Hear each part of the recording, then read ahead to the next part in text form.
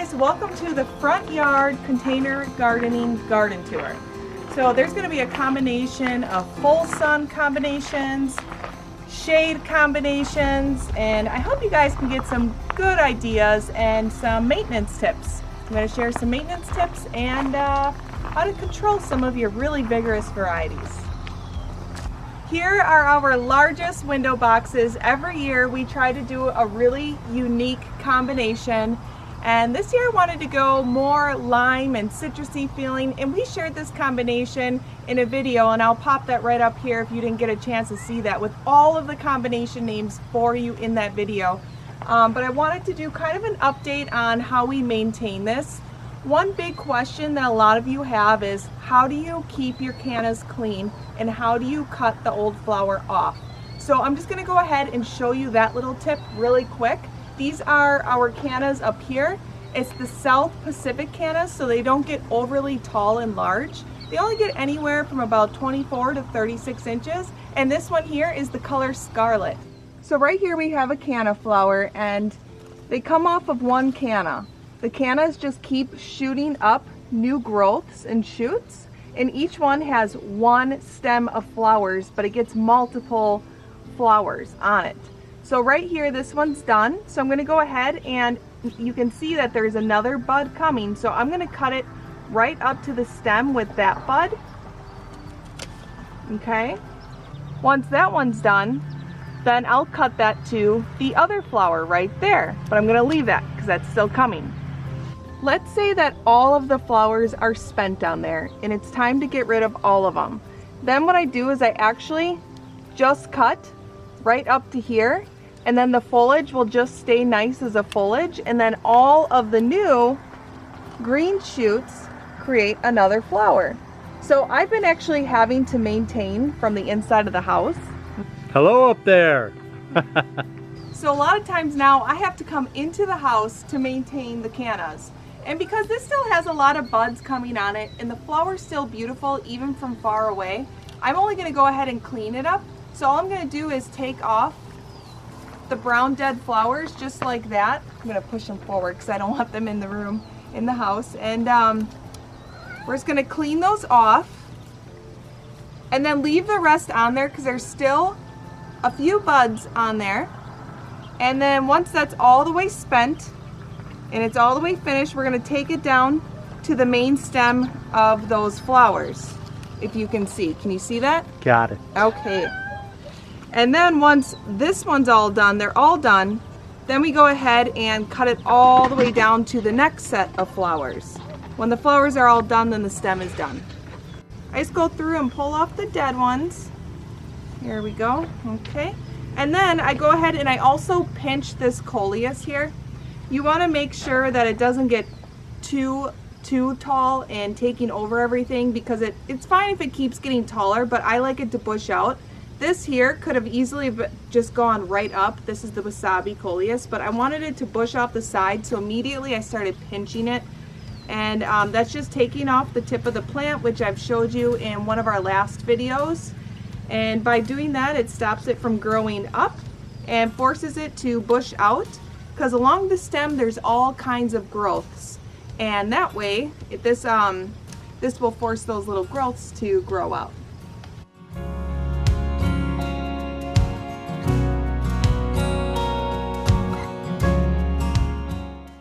So the plants are able to get large because we build our own window boxes, and we always make sure that they're really deep and wide, and they're 12 inches wide and deep. And Jason just built these brand new again for me. We had to replace them because we had them for like 6 years. And we actually created a video on that, and you can find that in the gardening playlist and the DIY playlist.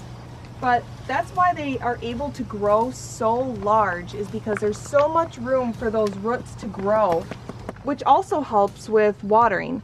Right now we are watering every third day, and we're feeding every third time with Jack's Bloom Booster water soluble fertilizer, which is what we use on all of our flowering combinations. None of the edibles, just the flowering combinations.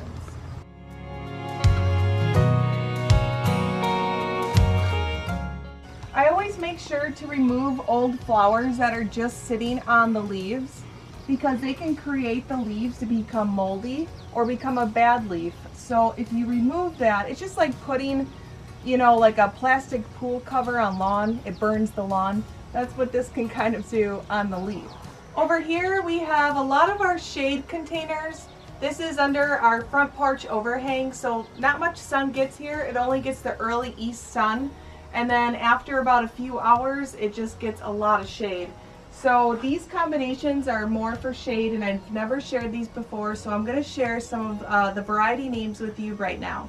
I really love this coleus here. If it got a little bit more sun, it would be a little bit more pinky. But I just love the texture of those leaves. That one is called Peter's Wonder. This coleus over here is just part of the Wizard series, so this is a really inexpensive seed coleus, and it's the color Sunset. And then right in front we have German Ivy. It's the variegated German Ivy. And then in front over here we have the Rockapulco Purple. It's an impatient, and it got some thrip. So once your plant gets thrip, you'll notice that there aren't as many flowers or buds coming on it because they really get those buds and flowers. So it's just starting to kind of come back now. As you can see, there's some fresh new little buds, and we're hoping that it can blossom out more because look at how beautiful that little flower is. It's so cute. Right here we have the Heartbreaker Coleus. I just love all of the color in it, and it doesn't get super tall. This is kind of a shorter coleus. This is about as tall as it really gets. It's more compact, perfect for that medium height in containers, but since it's just like this small little round container, you don't need anything too tall in there. And then we have the Purple Night Alternanthera, this beautiful dark leaf with the texture. This one gets pretty wild, so I do have to tame it. I always have to come in and kind of remove it off of the other plants a little bit. And that's called controlling your plants a little bit, because you don't want them to overtake. Some varieties are a little more vigorous than others, and this Alternanthera is definitely one of those. Right here is the Peachy Giant Fuchsia, and this also got thrip, so the blossoms start getting a little smaller and a little less. This here is another fuchsia, and I just love it. It's called Autumn Ale, and it has a beautiful variegated leaf on it, but those flowers are really pretty against it too. So the variegation is really just in the color. And then growing right here off the edge is just some Lamium and more of that Wizard Sunset Coleus. As you can tell in this container, we have the Alternanthera, and it does get in there a little bit against some of the other varieties, so I do find myself taking us off some large pieces, which is okay. It's not going to hurt it at all. I'm just going to go ahead and remove just a few of the areas that were blocking, because back here we have our Kong Coleus, and it was completely covering the Kong Coleus, and the Kong Coleus should be a lot larger than this by now. So I'm actually going to even take off. I know this is a huge piece, but it's got to go. This has got to be able to see light. And I'm just going to go ahead and take off that center so it goes off that way. Take off that center. We're kind of controlling the way it's going to grow. We're clipping the centers, which all that means is creating it to bush out. And then over here too, we have more of that Lamium. Right here. More of the Wizard Sunset right there. Once again, we have the Peter's Wonder Coleus, which needs to get just pinched a little bit here. We're just going to pinch it, because I don't want the wind to come up and then snap it off if it gets too leggy. By keeping it nice and bushy, it creates it to actually be more compacted and rounded and stronger against those winds. I love this color coming from the Oxalis. It's just like that dark purple color. It's just absolutely gorgeous. It should be getting some white flowers. Oh, there's just a few under here. Right there, as you can see. But they should be popping out beyond that as well. This variety here is called the Charmed Accents. This is by Proven Selections. How's that one? We have more of that fuchsia hanging down here, and then little bit of the English ivy over here.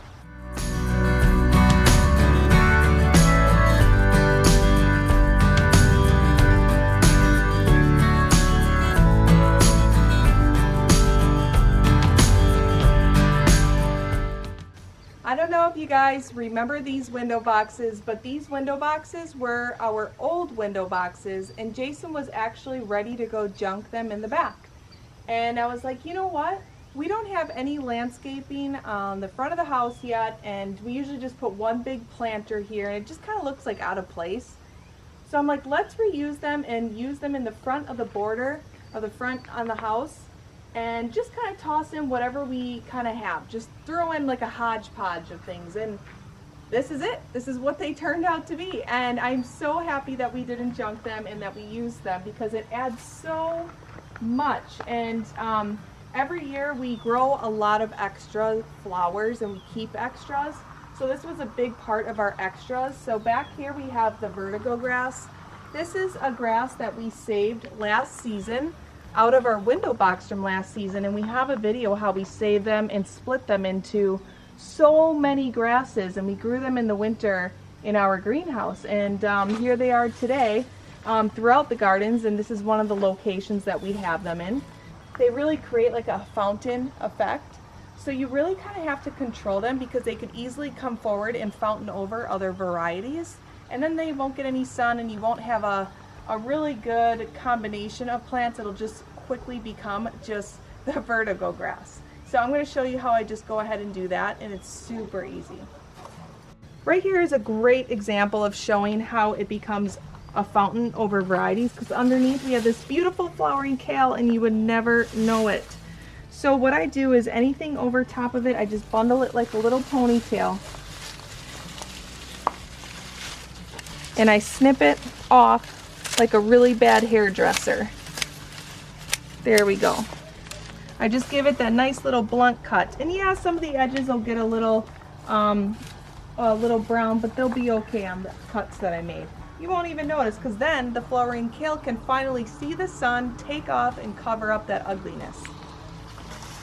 And I have been loving this Verbena bonariensis throughout all of our containers. I seeded so much of it this year, and it just really added so much. It's attracted so many beneficials and pollinators and hummingbirds, and it has been the most active plant in the garden this year, and it has quickly become one of our favorites. In here I also put Helichrysum, and I knew it was going to get this tall, so I wanted something odd and weird just kind of coming out of there, and I absolutely love it. They're the straw flowers. But what you can do is actually pinch them when they're a lot smaller, because there's so much growth along this stem, and wherever you cut it, you could even cut it down to here, and all this growth then will finally grow out. Now I know that this plant right here doesn't look the best. This one here has thrip. These are some of those signs. You get some of the curling and browning of the leaves, and they should actually be treated, but this time of year we really feel like we don't have to treat anything too much anymore, because we have such a good population of beneficial bugs in the garden now, and the flowers are still great. So if we go ahead and cut it, I'm going to go down to that point and cut it. I just remove all of the leaves, and I can use these in bouquets. They're absolutely pretty. The girls can make little crafts with them, or little necklaces with these. They're dry flower. They even sound like paper. So it's really cool. There's so many different things that you can do with these. But by removing that, you're also giving everything else a shot at continuing to grow, because when they get kind of like tall and come forward, then they're blocking all the medium and trailing lengths, and we don't want that to happen. If they're in the back, I'm fine, I'm gonna leave them. But once they come forward, it's time to clean them up.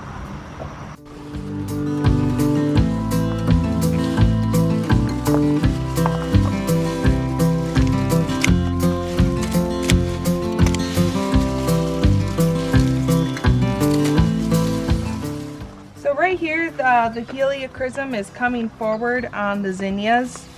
So I'm just going to go ahead and cut them down. And that way it gives the zinnias a little break. We can kind of push them back a little bit, control them, And it just looks so much nicer there. So right here though, we've got some stuff on flowering kale again. But when you cut these, you can actually bring these in the house and put them in a vase with water, put them on your table. That dark leaf texture would be very, very beautiful mixed with, you know, cutting even some of the zinnias or the verbena. They make great cut flowers. All right, well, now you can see the difference, and the importance of having the flowering kale show is because that is the most cold, hardiest variety that will last through us even after a frost. So say we get a frost one night and everything kind of looks that flowering kale will still be going, and we can easily turn these into fall containers.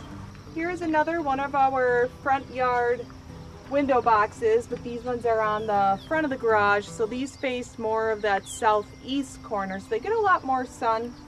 And this year what we did was we never emptied it out, and all of these snapdragons right here, the Costa apricot, reseeded from last year. We had these in our window box last year, and we had so many reseeding, and I did not want to rip them out. So all I did was fill in with some of our potting mixture in any of the gaps and holes just to kind of refresh, and then we planted just a lot of random things from there. And this is what it is today. It's a little wild right now because I haven't cleaned it up or maintained it in a while, so I'm just going to kind of go ahead and do that right now. I don't want these zinnias to get too crazy in here. This variety is the Benary Giant variety. I knew that they would get nuts because it's a larger variety, but we had some left, and I'm like, what the heck? Why not just toss them in and see what happens? Well, they got pretty crazy, so instead of cutting a lot back, what I'm going to do is kind of remove some of the bottom leaves on them, so it kind of gives less shading on the varieties below, and then that way everything can breathe underneath without having to eliminate these beautiful flowers. Now if I see some icky growth like that, I just clip it off. I'm not dealing with it. I don't want to deal with any spots and any first signs of powdery mildew. I just go ahead and I remove it. There. Even though that would have been a new growth coming out, it's starting to get a little bit of some ickiness on there, and I don't want that to spread to everything else, and then it just makes the whole window box look bad. So might as well just get rid of it. It's not going to hurt. And then if there's any icky flowers, we take those off. Get the icky leaves off. I don't like those leaves. Yep, she's not dealing with it. Nope. Talk to the scissors. That's